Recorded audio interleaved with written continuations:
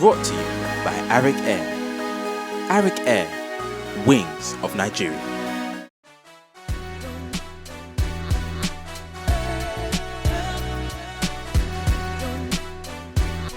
Hi everyone, this is Aina Fadina at Bogobiri in Lagos, and I'm here with LYNXXX. Hey, what's up?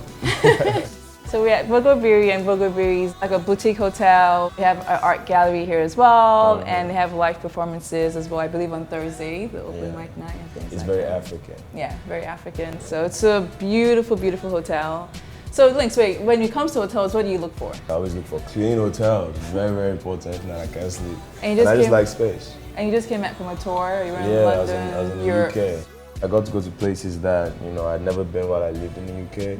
And I got to go back to places that I'd lived in the UK, and it was crazy. You know, thousands of people come out for the shows and just show support. So you're born in Lagos? I was born in Lagos to a family of, we're 8 in total, 6 kids. 6 kids and mommy and daddy. But I have 5 sisters.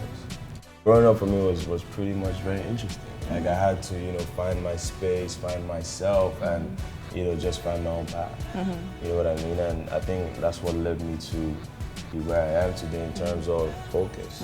And realizing that, you know, there's a lot of responsibility on my shoulder. You know, I've always wanted to do music. So in 2004, a couple friends of mine, my partner Icon and the people on my label right now, we formed Syndica8 because no one wanted to sign us. You know, we just kept grinding, and then we built a studio here in Lagos in 2008. I moved back in 2009, and I made my first single, Changing the Way. You know, you have people like yourself, you have Wiz, the band, Tiwa, Banky, and everyone sort of paved the way. But it's interesting to see the art scene here. It's actually a pretty big scene.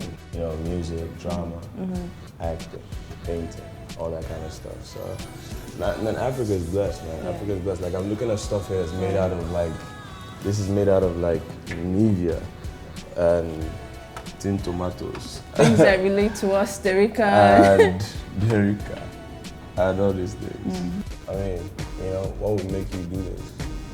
I think it just was the creativity, like how, I think for us it's really about like taking our surroundings. Exactly, and making something out of it. And obviously we're also influenced by the West as well too. But it's not the core, like the core of who we are is like, we're Nigerians first, you know, we're African first. When you're preparing for a new album, you know, when you're sort of getting sick, like what do you do in the zone? How do you get inspired? Right now I'm in a space where I actually just built another studio, so I'm kind of like locking myself in there, just spending time finding my new sound and stuff like that. But it's pretty interesting. Right now there's so much competition in the industry that, you know, you have to separate yourself from everybody and not make what everybody's making. I run a label. I'm an artist under the label, there's other artists on the label, so I think it's in my best interest to understand what it actually takes to run a label and how to generate income from just more than making music.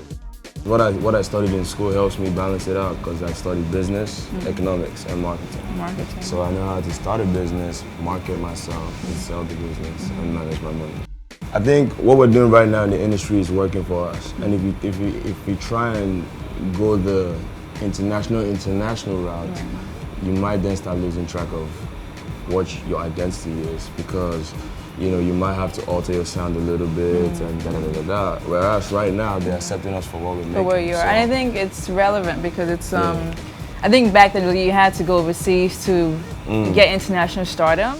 We're making enough money to be comfortable right now in Nigeria alone. So, and the funny thing is what we make out here, when we do international shows, we don't get half of that, to be honest. Like, so basically you're wasting your time even going. It's good for the exposure, but in terms of income, Africa.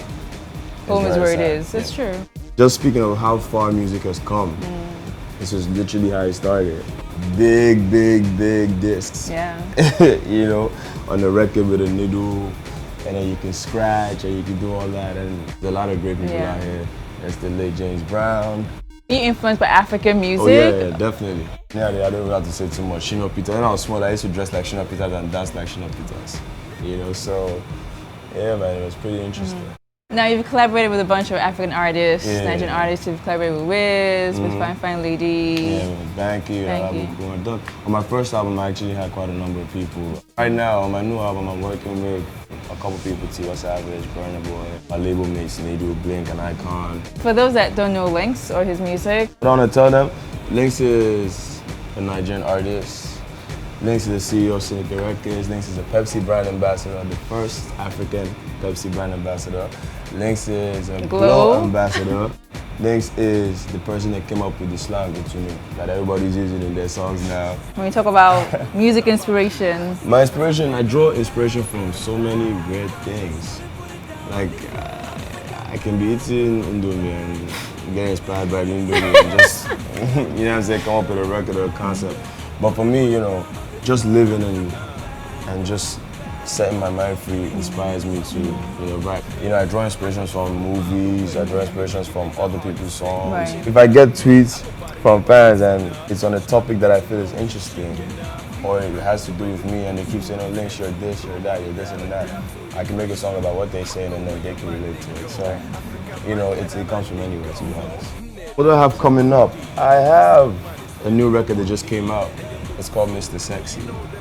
And that's my third single from my sophomore album called Jollof Music. Any acting, or are you going to stay in your lane? I can't speak on that right now. There's a lot of work I've been doing so we can't speak on acting or the international collaboration you have. That's a surprise. That's a surprise. That's a surprise. That's not.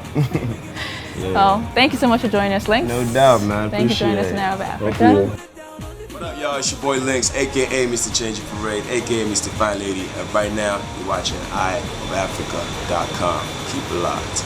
Oh.